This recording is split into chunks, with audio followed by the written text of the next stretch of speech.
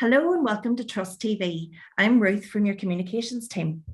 So folks, this is Business Continuity Awareness Week, and we are absolutely delighted to be joined by Teresa Cunningham and Sinead McGee from our emergency planning team, and they're here to explain why we all have a role to play in business continuity. So Teresa, tell us, what is business continuity and how has the pandemic highlighted its importance for us? I suppose, Ruth, business continuity is about basically being prepared for disruptive incidents or events which could impact on the delivery of our critical services. Services such as our emergency department, our intensive care units, our maternity services, our domiciliary care, and our district nursing services.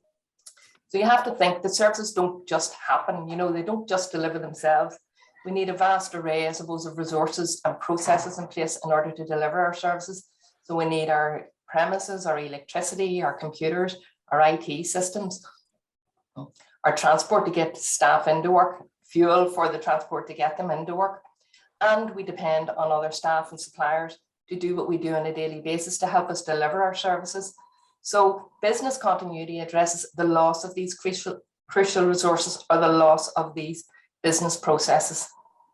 And during the pandemic, really, I felt it really shone a light on the whole importance of business and continuity, because if you think of the amount of disruption that impacted all of us with things being cancelled or delayed, did it really shine a light on the importance of business continuity for all of us?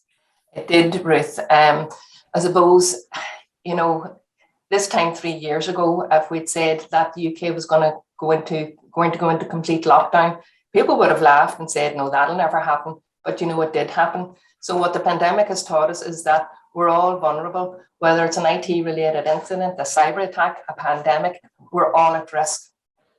And it has taught us we need to be prepared for the next event, which we think will never happen. I suppose it's also taught us the importance of carrying out risk assessments, looking at the threats to our services, what has happened in the past that has compromised our ability to deliver our services. And it's taught us to ask probing questions. What could happen? What would that mean for us? What would that mean for our patients and clients? What impact would it have on them?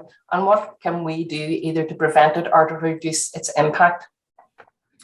Obviously, the pandemic had a huge impact, as you say, on the trust and its services. And we had pandemic response plans in place. However, the government never anticipated the scale of the impact, and ultimately we found ourselves in a position where we were constantly reacting to situations. So the pandemic has taught us to be better prepared for the future, not to underestimate the impact an incident or event could have on our services and our patients and clients, and that if we do develop plans, they should be flexible, looking at the worst case scenario and the best case scenario, so that we can gear them up or gear them down in response to the situation as it unfolds. And I suppose that's what I have learned out of the pandemic response. And having a pandemic business continuity plan in place means we're more likely to be in a position to continue with business as usual when something goes wrong, rather than us letting an emergency turn into a crisis or a disaster. It's all about organizational resilience, what is defined by the Business Continuity Institute as the ability of an organization to absorb and adapt in a changing environment.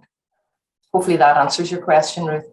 Oh, it does. I mean, it was so important. I think in even the latter stages of the pandemic, the huge impact on our staff and staff sickness. And we're only a very, very small team here in communications. And we started to ask ourselves those questions, what if half of our tiny team suddenly went off sick?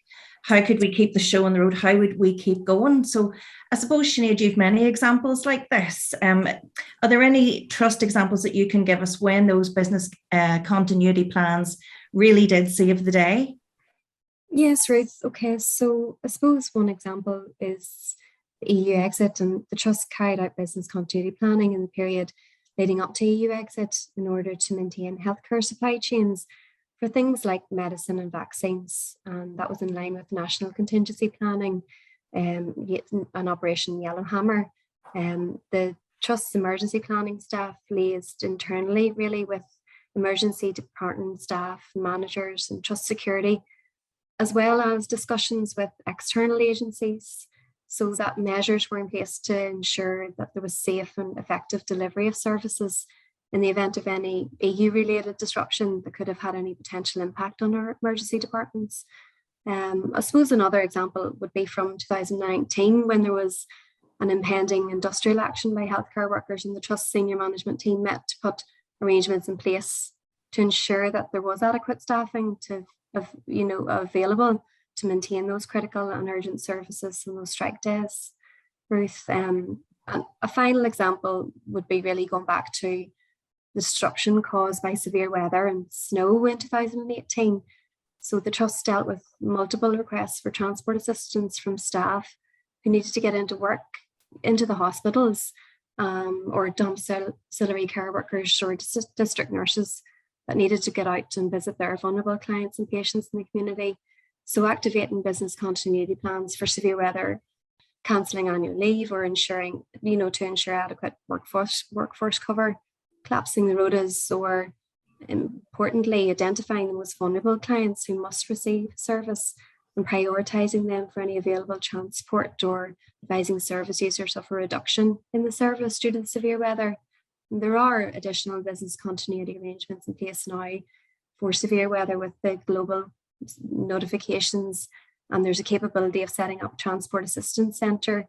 So that deals with requests for transport assistance from staff members. So there's a few there, Ruth. Well, I remember that well, being on the phone with you, Teresa, at all hours of the day and night when there was snow in Dromore and people like hauling themselves up hills trying to keep the show on the road. So does every team in the TruST need a business continuity plan, and how do we know if it's fit for purpose? How can you help us? I suppose, Ruth, I think, and of course I'm the business continuity manager, so I would think that yes, every team does need to have a business continuity plan in place. And as I said earlier, it is all about risk assessing your services. What could go wrong? What could impact on our ability to deliver our services, and putting plans in place to address them. So, for example, one of the biggest concerns we have at the moment because of the Ukraine situation is the risk of a cyber attack, which could bring down our IT systems and our telephone systems. If we look at what happened at the HSE when they had their cyber attack, it took them months to get back to normal. And I'm really not sure if they're still back to normal. But if we wait for something like that to happen before we decide how we're going to address it, we're losing valuable time, that we just really can't afford to lose. So if we sit down now and plan how we would respond to that, what we would do, then we have a plan of action in place that we can follow, and which would make our response much more effective, much quicker, and we'll be able to resume our services, as quickly as possible. And when you think of as I say, the HSE, they had to resort to paper and, pencil, or paper and pen, or paper and pencil, instead of using, computers and their IT systems. So it is really important that we look at what are the alternatives. How are we going to access information? How are we going to continue communicating with other staff and with our patients and clients? So yes, in my opinion, we do need to have plans in place. And how do we know they're fit for purpose? Well, we exercise them. So we can run desktop exercises, and we put people through a scenario, and we say, well, this is what has happened, and we'll develop a scenario. So it could be a cyber attack, it could be a severe weather event, stopping staff getting into work. This is what has happened. Your staff is depleted, you've lost your IT systems. What are you going to do about it? And then we go through the plan, and doing that exercise will throw up any gaps in the planning process, and will identify the actions required to remediate that. If anybody wants to get in touch with you during this awareness week, how should they contact you? Well, Ruth, Teresa and I are available to contact by email. I'm Sinead.McGee, and Teresa's Teresa.Cunningham, or there's an EP account. So that's an EP at Southern Trust. We're obviously available by phone. The details are on the TruST Global Address list, or I'm sure Switchboard can put you through to us. And there's an emergency planning section on SharePoint, so that should have our contact details there. It sits within the medical directorate, and it has our contact details there, along with some other useful materials, including a library of various directorate plans. So we're available and ready to help with any business continuity plans or any training and testing needs. Just feel free to give us a call. So there you go. There's no excuses, everybody. We all need to be prepared. Teresa and Sinead, thank you very much indeed for joining us. Okay, thank you. Thanks, Ruth.